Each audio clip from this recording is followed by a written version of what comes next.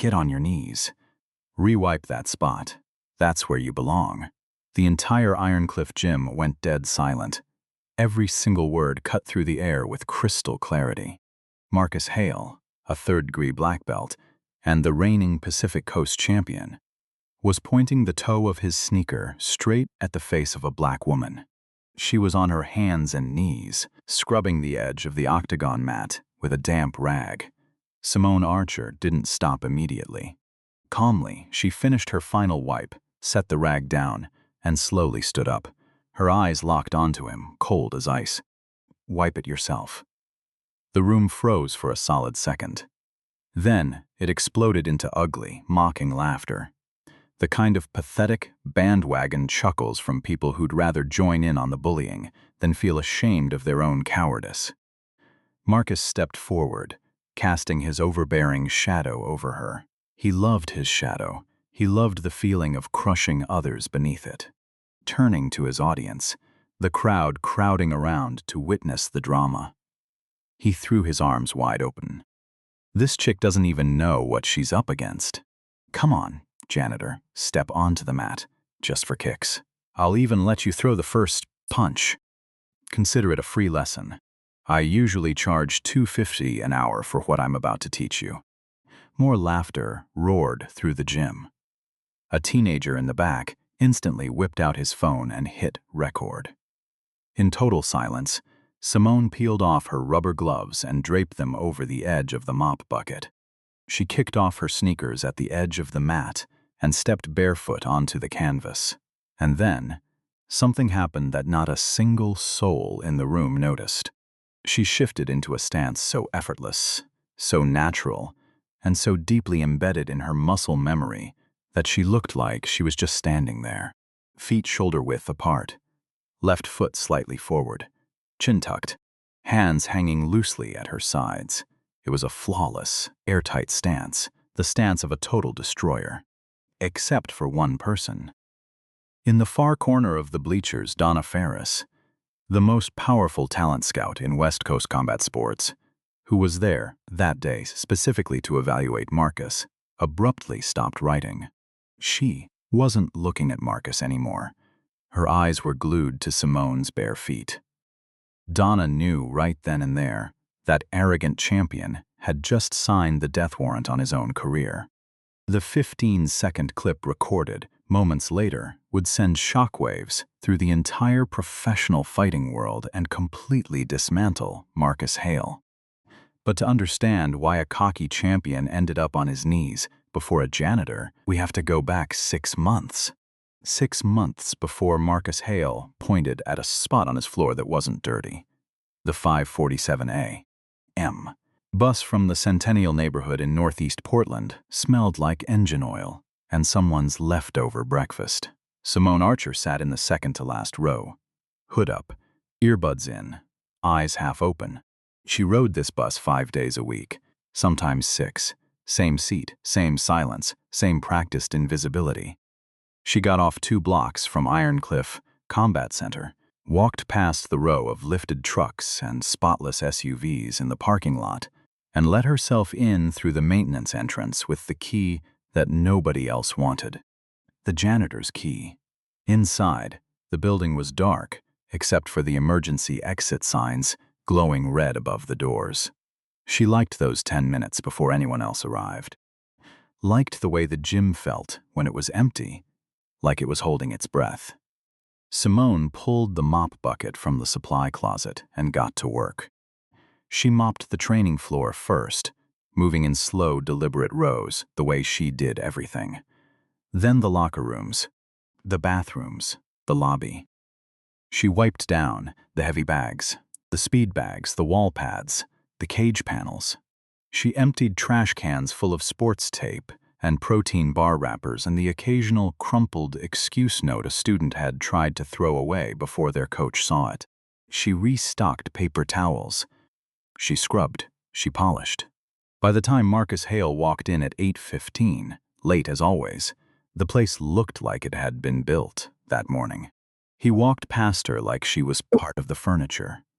Simone Archer had not always been a janitor. 4 years ago, she had been something else entirely.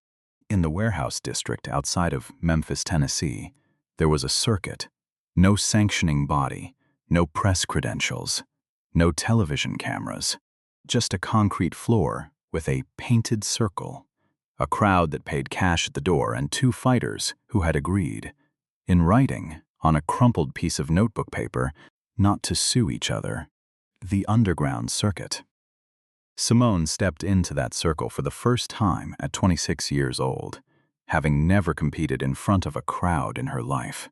She won in under 2 minutes, a right hook behind the ear that sounded like a bat hitting a fence post. The crowd didn't cheer. They went quiet, the way crowds go quiet when they see something they weren't prepared for. That was when she got her name, the Undertow, because by the time you felt it, you were already going down.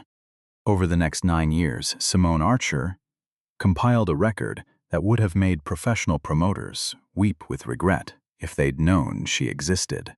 31 wins, 0 losses, 19 finishes.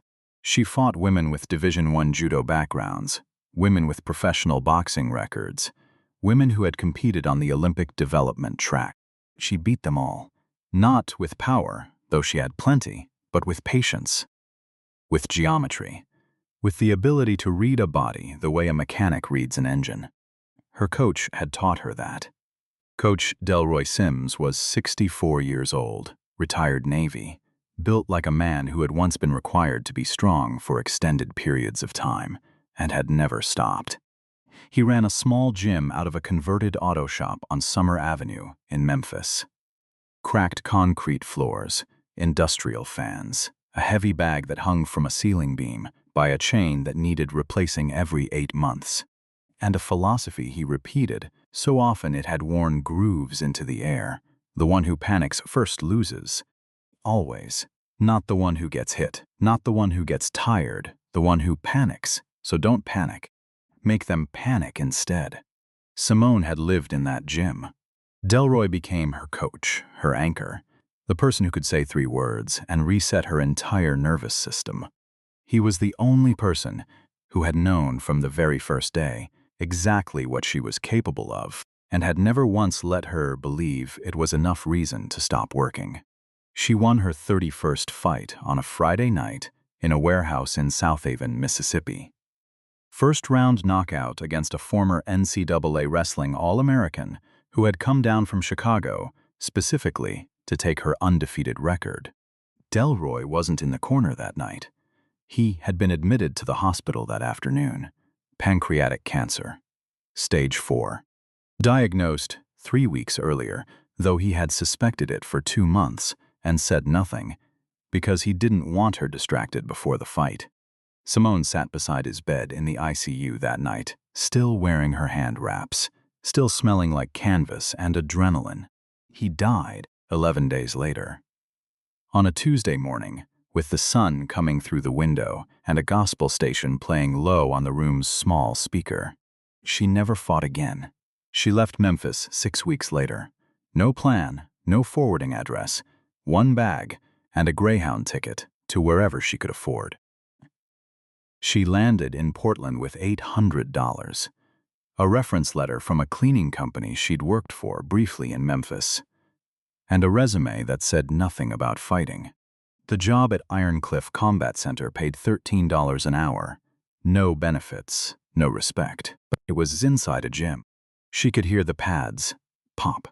She could smell the leather and the chalk and the particular kind of sweat that comes from people pushing themselves past what they thought they were capable of. And some mornings, when the building was still dark and the emergency signs were still the only light, she stood in front of the heavy bag and shadowboxed for 30 seconds. Just 30 seconds. Then she stopped, breathed, and picked up the mop. Because Simone Archer wasn't a fighter anymore, that was what she told herself. There was a photo on her nightstand at the apartment she rented in Centennial. An old man in a converted auto shop, standing behind a young woman who is in the middle of throwing a left hook. His arms are folded. His expression says, again, but better. Next to the photo was a folded newspaper clipping from the Memphis Commercial Appeal. She kept it face down. The headline read, "Underground Circuit's Unbeaten Queen. Memphis's Quiet Phenomenon 31-0. She kept it face down. But she hadn't thrown it away. Marcus Hale arrived at Ironcliff Combat Center 2 years before Simone. He had come from Sacramento with a third-degree black belt in Muay Thai, a highlight reel that had somewhere between 40 and 50,000 YouTube views, depending on the algorithm that week, and an absolute certainty that he was the most important person in any room he entered. He was 29 years old, 6'1", 205 pounds. He had the kind of face that photographed well, and the kind of personality that needed an audience the way some people need oxygen. His competitive record was 11 wins, 1 loss. The loss was against a regional champion named Deshaun Carter 3 years ago, in a fight Marcus had asked for and regretted within 45 seconds of the opening bell. He did not talk about the loss. He had, at various points, implied to new students that the referee had made a controversial call, that he had been fighting through an injury, and that the scoring criteria at that particular organization were inconsistent. He had never used the phrase, "I was simply beaten by a better fighter." At Ironcliff, Marcus taught the advanced striking class. He ran the Saturday competition prep sessions.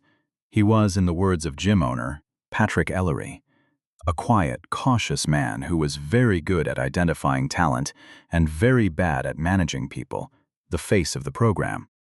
Marcus liked that description. He used it himself sometimes. His teaching style was performance art. Every demonstration was an exhibition. He didn't show you a technique. He displayed it, with full power, with maximum flair, with a pause at the end that invited admiration. His students laughed at his jokes, shared his social media posts, and bought the energy drink brand he had partnered with for $500 a month, plus product. He walked past Simone most mornings without acknowledgement.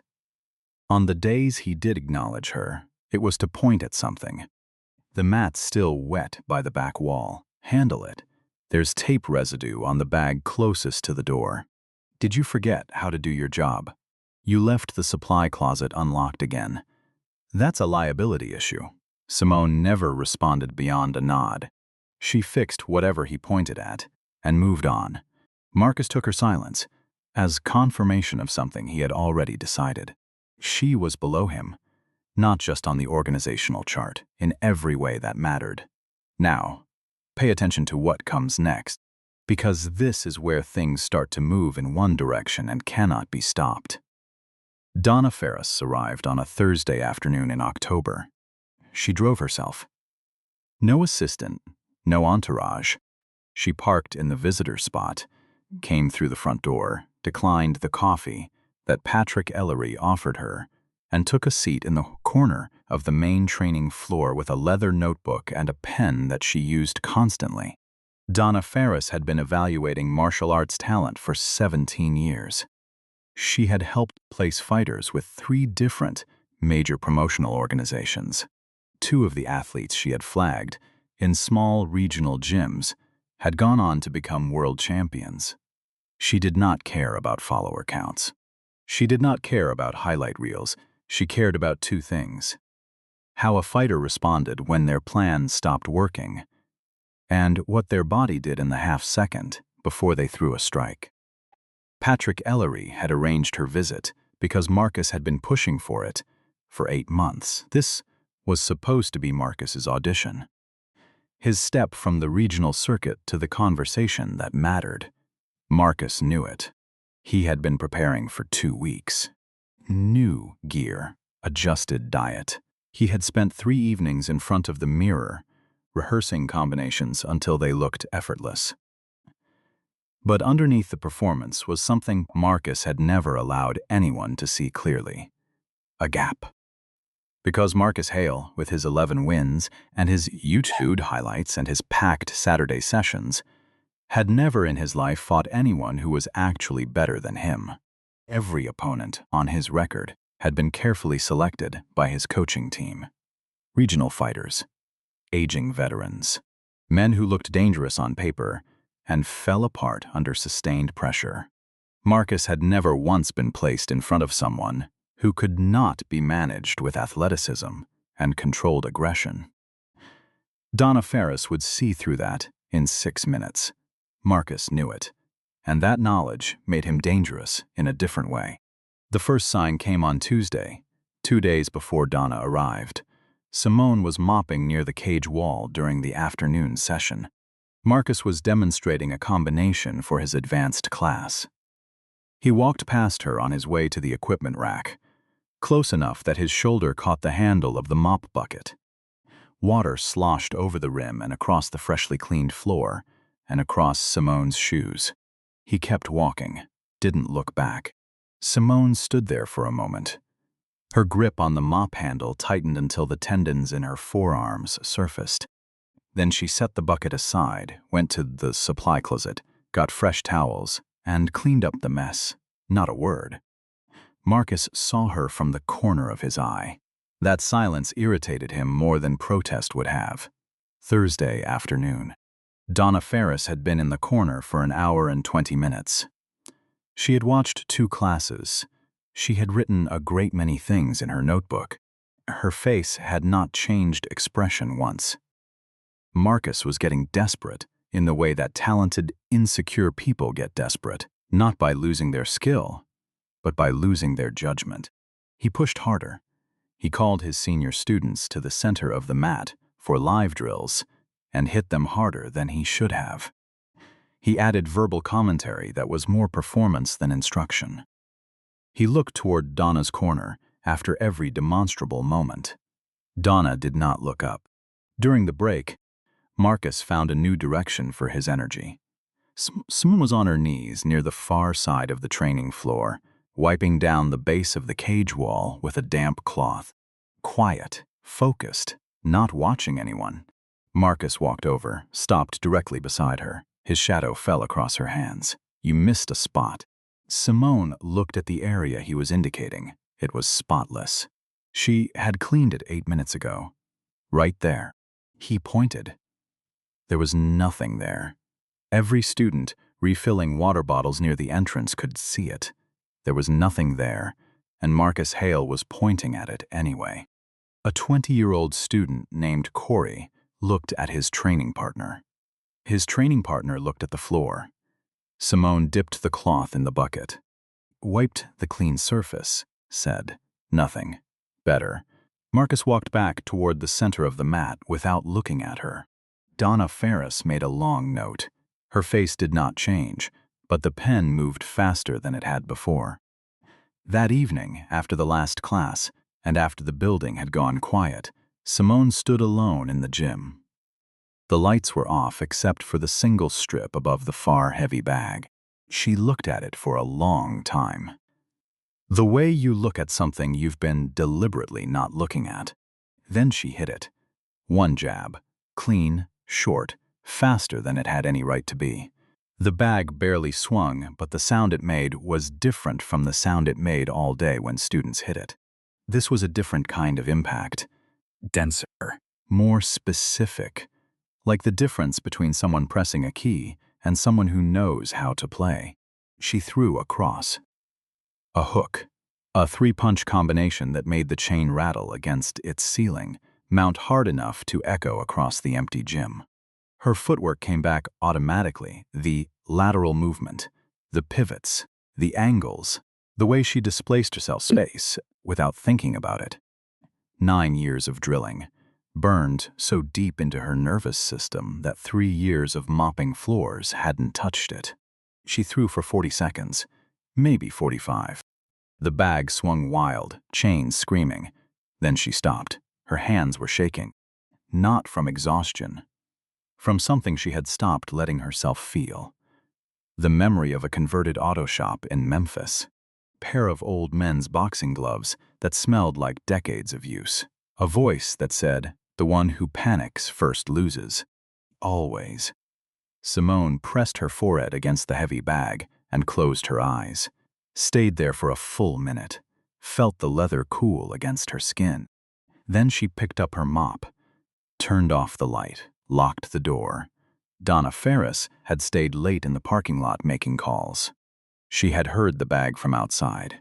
She came back in through the propped side entrance, walked quietly to the doorway of the training room, and stood in the dark for 30 seconds, watching Simone move. Then she stepped back outside, sat in her car, opened her notebook. She didn't write Marcus Hale's name. Friday evening. Patrick Ellery organized a showcase for the evening. Current students, parents, local community members. Folding chairs along the walls. A food table by the entrance. A banner that said Ironcliff Combat Center, where champions are built hanging above the cage. Donna Farris sat in the second row. Leather notebook open, expression unreadable.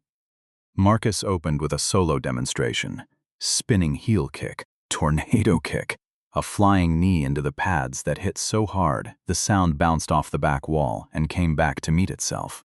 The crowd responded exactly the way Marcus needed it to. Parents clapped. Students whistled.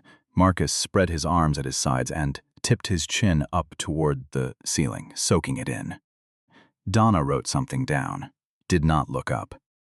Marcus moved into the sparring portion. He called up 2 intermediate students, destroyed the first one with a body kick in under a minute, swept the second one so hard his back slapped the mat like a door slamming.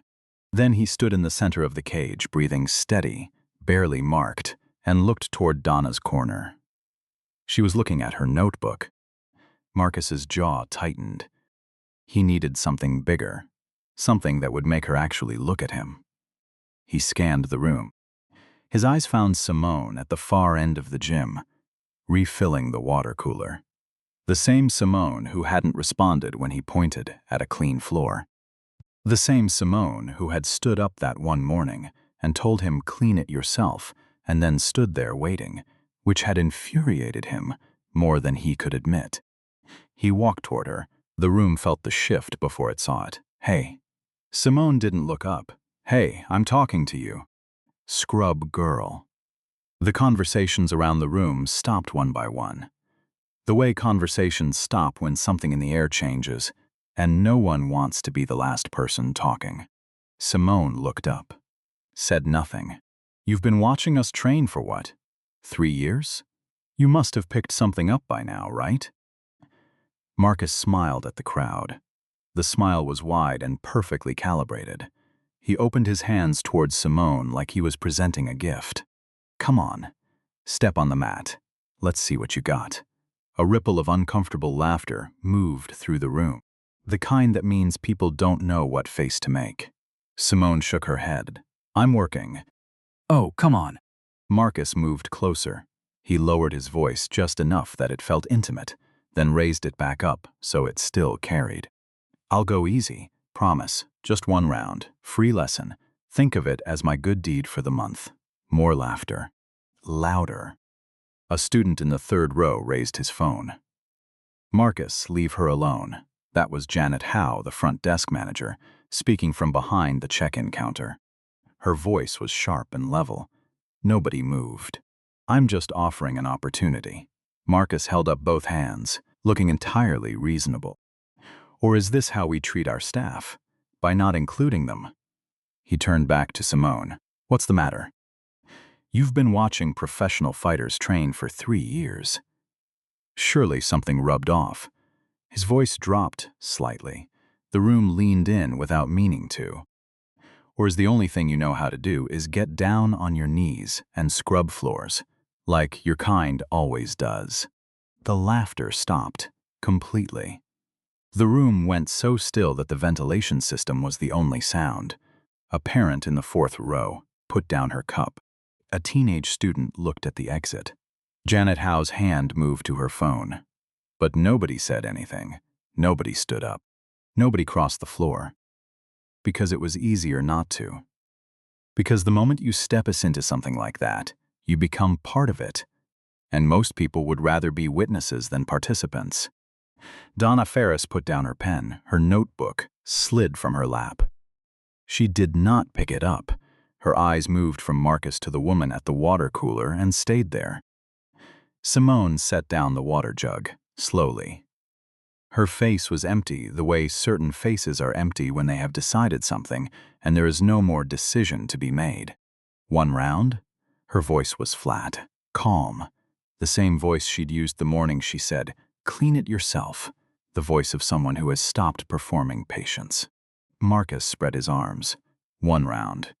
I'll let you go first. Think of it as your chance to finally be useful. The gym had the particular stillness of a room holding its breath. Okay. Simone stepped out from behind the water cooler, pulled off her rubber gloves, dropped them on the floor, walked toward the mat, kicked off her sneakers at the edge of the canvas, stepped on barefoot, and then, if you were watching her feet, you saw something. She settled into a stance that had no wasted motion in it.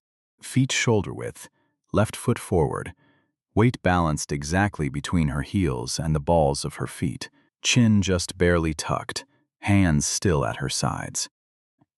It was the stance of someone who had stood in this position so many thousands of times that it had become the same thing as standing normally.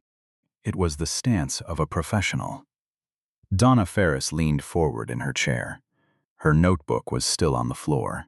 Patrick Ellery, sitting next to her, whispered, "I'm sorry about this. She's the cleaning staff. It'll be over fast." Donna didn't respond.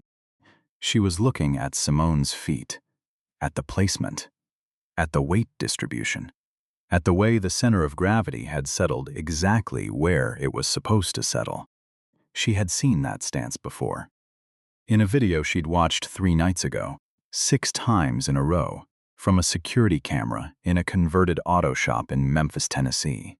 She pulled out her phone, started typing. Marcus bounced on his toes, threw air combinations, winked at his students. He looked like exactly what he was, a trained, conditioned, experienced fighter in peak form. He also looked like a man who believed this was already over.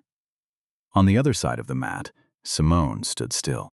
No warm-up, no bouncing, no shadow striking, just standing. Her eyes were half closed. Her breathing was slow. If you didn't know what you were looking at, you'd think she was standing in line at a grocery store. Donna knew what she was looking at.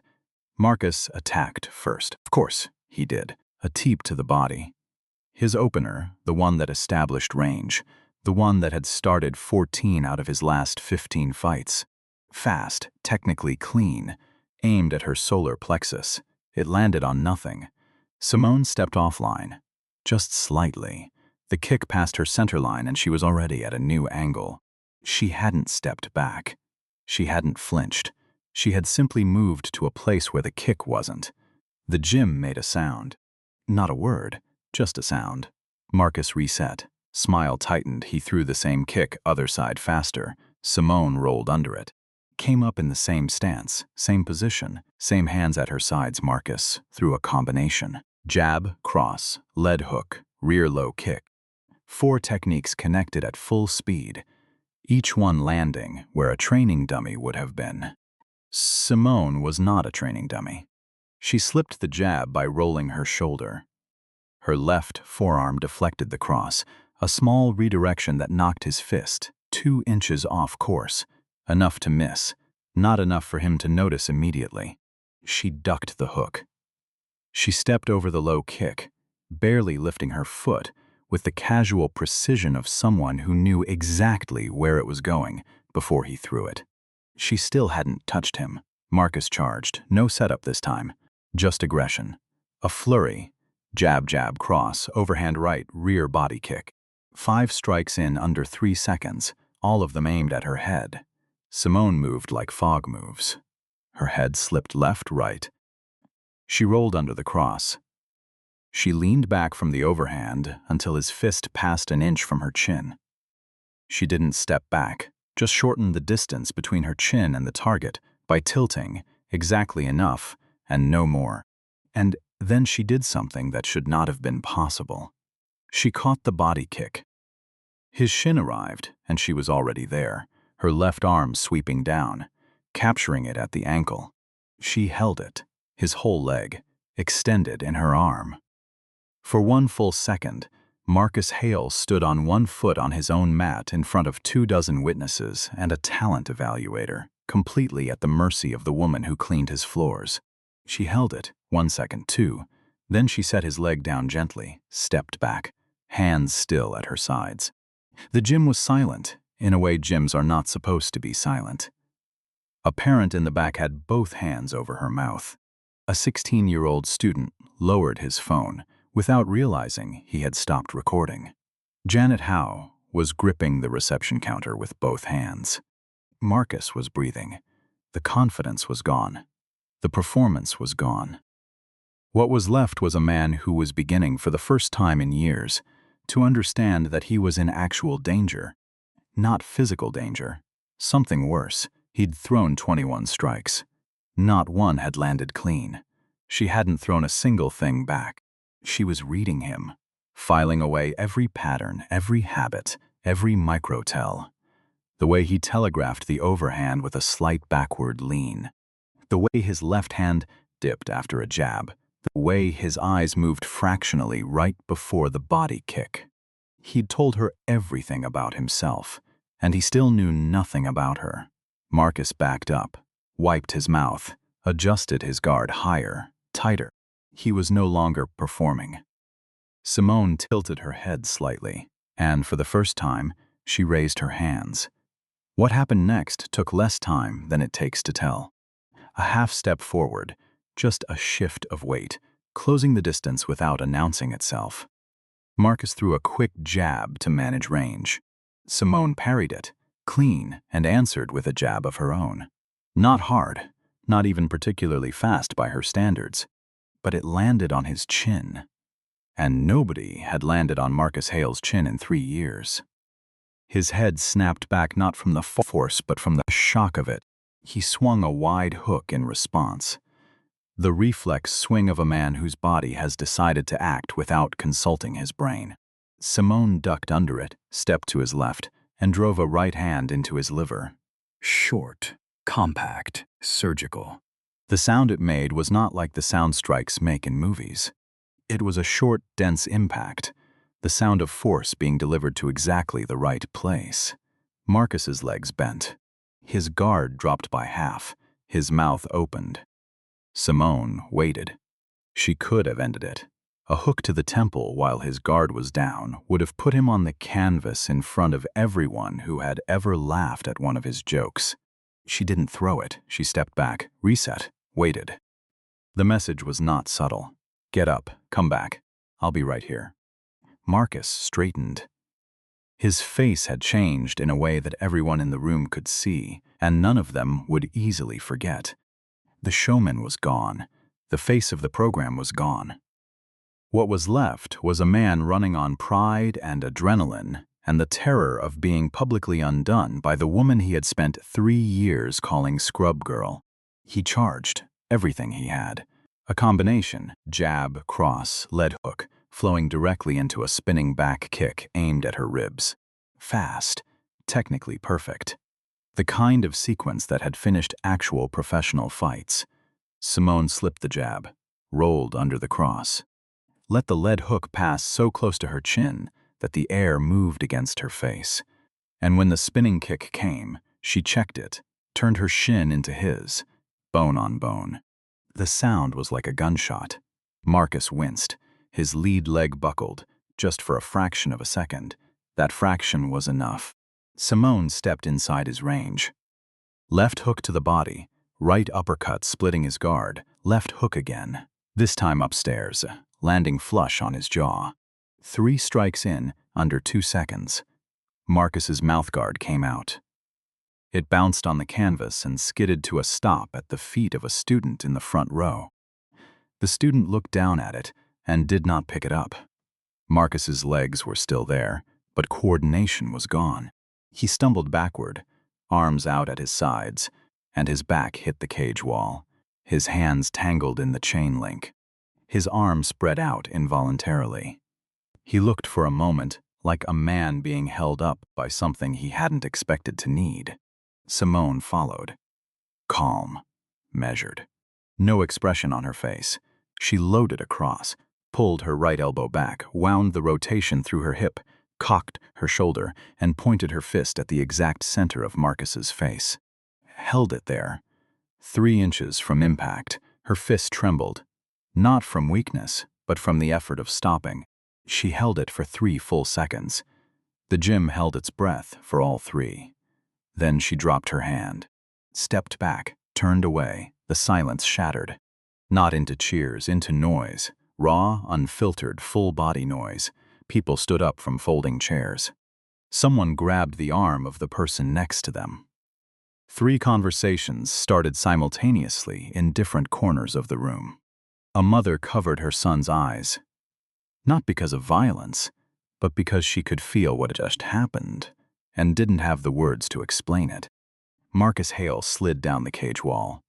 His legs gave, and he sat on the canvas, chest heaving, staring at the floor between his feet. His hair was wet, his guard rash was twisted, his bottom lip was bleeding onto his chin. He did not look up. Donna Farris was already moving. She walked around the folding chairs, past Patrick Ellery's open-mouthed face, past the cluster of students at their phones, all of them pulling up the same name, finding the same articles, watching the same grainy videos from converted auto shops and warehouse circuits in Tennessee. She stopped at the edge of the mat. Simone. She said it clearly. Simone turned, surprised visibly that anyone in this building knew her name. Donna held up her phone. On the screen was an archived photograph from the Memphis Commercial Appeal. A woman in the center of a painted circle, hands raised, surrounded by a roaring crowd. The headline was visible even from a distance. The Undertow, Memphis's 31-0. The gym went quiet again, a different kind of quiet. The kind that happens when 100 people realize simultaneously that they have been in the presence of something they were completely wrong about. "You're her," Donna said. "Aren't you?" Simone looked at the photograph. Her jaw worked. "I was. You disappeared 4 years ago. The circuit lost track of you after South of N." People thought. Donna paused. People thought a lot of things. "I left." "Why?" Simone was quiet for a moment, a long moment. Then she said, "My coach died, and I didn't know how to do it without him." The whispers started like water, finding its way through cracks. Students turning screens toward each other, finding the articles. Finding the fight footage from warehouse, shows in South Haven and Germantown, and a parking garage in Nashville. Footage shot on phones from 10 feet away, grainy and shaking, but clear enough to show what the Undertow did to people who thought they understood what they were walking into. A student turned his phone toward his friend. His voice was barely a whisper. "She's real. She's actually real." Janet Howe, behind the reception desk, was crying quietly, one hand over her mouth. She had watched this woman scrub the bathrooms on her hands and knees for 3 years. She had watched Marcus snap his fingers at her back. She had never said anything. The weight of that was on her now. Marcus Hale sat on the canvas alone. Nobody went to help him. Nobody said his name. His own students, the ones who bought his energy drinks and shared his TikToks, stood in small clusters with their backs partially toward him, watching videos of a woman they had called Scrub Girl for years. Someone had already posted the footage.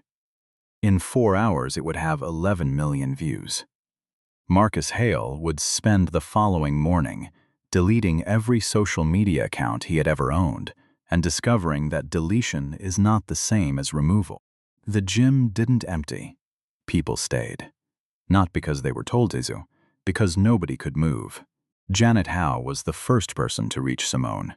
She came around from behind the desk, walked across the training floor, and hugged her. Hard.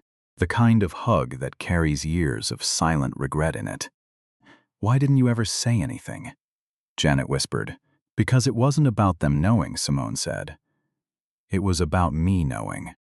Donna Farris waited until Janet let go. Then she stepped forward. "I'm not here to offer you a fight contract." She said it plainly, without preamble. You don't need one. And frankly, at this point, the contract would need you more than you'd need it. Simone waited. I run a development program for elite fighters, women specifically from backgrounds where the industry has no interest in finding them. They're talented and they're hungry, and they don't have access to anyone who knows what real excellence looks like. Not the YouTube version, the real version. Donna held her gaze. I've been looking for a coaching director for 14 months, someone who fought from the bottom. Who knows what it feels like when the room decides you don't exist? Someone the girls in that program can look at and understand that invisible is not the same as powerless. She paused. I need you. Simone was quiet for a long time. She looked down at her hands, the scars on her knuckles. The white lines that mapped 9 years of warehouse circuits and converted auto shops and Monday mornings in Delroy Simms's gym on Summer Avenue. She thought about the old man, about the way he wrapped her hands every single session, same sequence, same deliberate care, and said the same thing at the end of every one. The whole point of what I taught you is that you pass it on. That's the only way any of this means anything. Promise me. She hadn't kept the promise. She had run from Memphis and from the ring and from herself and buried everything under 3 years of mop water and silence. But the thing about what Delroy had put into her was that it didn't degrade. It didn't rot. It didn't expire. It just waited. When do I start? Simone said. Donna smiled. Whenever you're ready. But there is something that needs to happen first. Because consequences matter, and Marcus Hale was not finished paying his. The video spread faster than anyone at Ironcliff had anticipated. By morning, it had a name online. People were calling it the Ironcliff tape. The clip played on a loop. One finger, the pointed finger, the painted floor. The phrase like your kind always does, followed by 11 minutes of the most surgical, calm, complete dismantling of a combat sports professional that most viewers had ever seen in a gym setting. Then the gut punch ending, the fist 3 inches from his face, held there, then lowered. Not because she couldn't. Because she chose not to. That choice said more than the punch would have. News organizations called Patrick Ellery.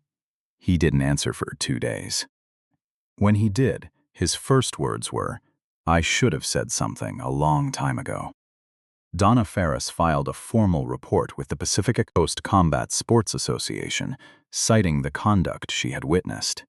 The report included her direct quotes of what Marcus Hale had said, her notes on the progressive harassment pattern she had observed over 2 days, and a written account of the Tuesday incident with the mop bucket. Patrick Ellery, reviewing security camera footage he had never looked at before, found additional incidents. 17 of them, documented across 14 months. Marcus pointing. Marcus stepping too close. Marcus snapping his fingers at Simone's back. Marcus once, on a Saturday morning, kicking the mop bucket out of her path. Not hard enough to call it assault. Hard enough to be clear about what he meant. Ellery suspended Marcus immediately. Then, after speaking with a lawyer, and with 3 students who came forward independently, he terminated his contract. Marcus hired a publicist who issued a statement using phrases like taken out of context and complex dynamics and ongoing personal growth. Nobody believed it. The statement was widely shared, attached to the original video, as an example of what not to say when the entire event was documented on 47 phones.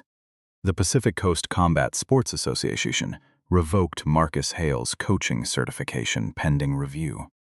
The review board included footage, the Donna Farris report, the Patrick Ellery security records, and testimony from 4 current and former Ironcliff students. The certification was revoked permanently, not suspended. Permanently. The energy drink brand quietly removed Marcus from their website. His YouTube channel lost 60% of its subscribers in 5 days. The local news segments he had appeared in were re-edited to remove his segments. None of this happened to punish him. It happened because the consequences of what he had done were perfectly proportional to the platform he had built. He had made himself a public figure, and public figures are accountable to the public record. 3 students who had witnessed the Tuesday mop bucket incident and said nothing came forward to give statements. They had been afraid, they said. They hadn't known what to do. They were 19 years old, and Marcus was their coach, and the room had always organized itself around what Marcus wanted. One of them, a young man named Corey, 20 years old, who had looked at his training partner and looked at the floor, came to find Simone before she left the building on the last evening. He stood in the doorway of the training room and waited until she looked up. "I should have said something," he said, more than once. "I'm sorry." Simone looked at him for a moment. "You're saying something now." He nodded. Went back to the mat. Started doing footwork drills alone, in the empty gym, for no audience. She watched him for a second. Then she left. 4 months later, Ironcliff Combat Center looked different. The banner above the cage had been replaced. The new one said, "Ironcliff Combat Center. Work, respect, excellence." Patrick Ellery had chosen the words himself after 3 drafts. A framed photograph hung on the far wall of the training room. An old man in a converted auto shop on Summer Avenue in Memphis, standing behind a young woman mid-hook, arms folded, expression saying again, but better. Beneath it, a small brass plate. Coach Delroy Simms, 1958-2021. In gratitude, Simone had not asked for the photograph to be hung. Patrick Ellery had done it on his own and told her after. She stood in front of it for a long time when she first saw it. Didn't say anything, just read the plate twice, slowly, and turned back to the mat. She coached a group of 11 women now. Different ages, different backgrounds, different stories. Some had trained before. Some had never been inside a gym. All of them had been told, at some point in their lives by someone who should have known better, that they were not built for this. Simone didn't argue with that. She didn't tell them they were wrong. She just showed up every morning at 7 o'clock and started work. "You don't fight angry," she told them. "You fight quiet. You let them come to you. You let them make every mistake they're going to make. And then, only then, you make them pay for it." She said it the way Delroy had said it. Not like a speech, like a fact about the physical world. The women absorbed it, one of them. A 23-year-old from a neighborhood in North Portland named Aisha, who had walked into the gym with no experience and a jaw that jutted forward when she was challenged, won her first amateur bout in the 3rd round. When the interviewer asked who trained her, she said 2 words, the Undertow. Marcus Hale did not return to Ironcliff. He did not return to coaching in any formal capacity in the Pacific Northwest. He moved back to Sacramento after 6 months. He found work, eventually, in a different field, far from cameras and mats and the word coach. It was a hard landing. It was also the exact landing that the choices he had made, compounded one on top of another across 3 years, had been building toward. Nobody had done it to him. He had built it himself, one cruelty at a time, from the total certainty that he was untouchable. On a Tuesday evening, late in November, after the last class had cleared out and the lights in the main training room had been turned off, except for the single strip above the far heavy bag, Simone stood alone on the canvas. She wrapped her hands. Thumb loop, 3 passes across the knuckles, tight between each finger. Wrist lock. The same sequence Delroy had taught her when she was 25 years old in a converted auto shop that smelled like oil and old leather. She faced the heavy bag, settled into her stance, southpaw, chin tucked, hands up, and she smiled not for the video, not for the room, not for the 11 million people who had watched the clip loop on their phones and shared it and commented and moved on to the next thing. For Delroy, for the promise she had finally kept. For the converted auto shop on Summer Avenue and the old chain, and the chalk circle on a concrete floor, and the man with the reading glasses pushed up on his forehead who had spent years wrapping her hands, and saying the same thing at the end of every session, not as a speech, just as a fact. Pass it on. That's the whole point. Simone looked at the heavy bag. Then she started to work. If this story stayed with you, not just because of what happened on that mat, but because you recognized something in the room that day, something about who gets seen and who gets looked through, then share it with someone who needs to hear it. Leave a comment. Have you ever been the person nobody bothered to look at? Or have you been the one doing the not looking? I read every single one.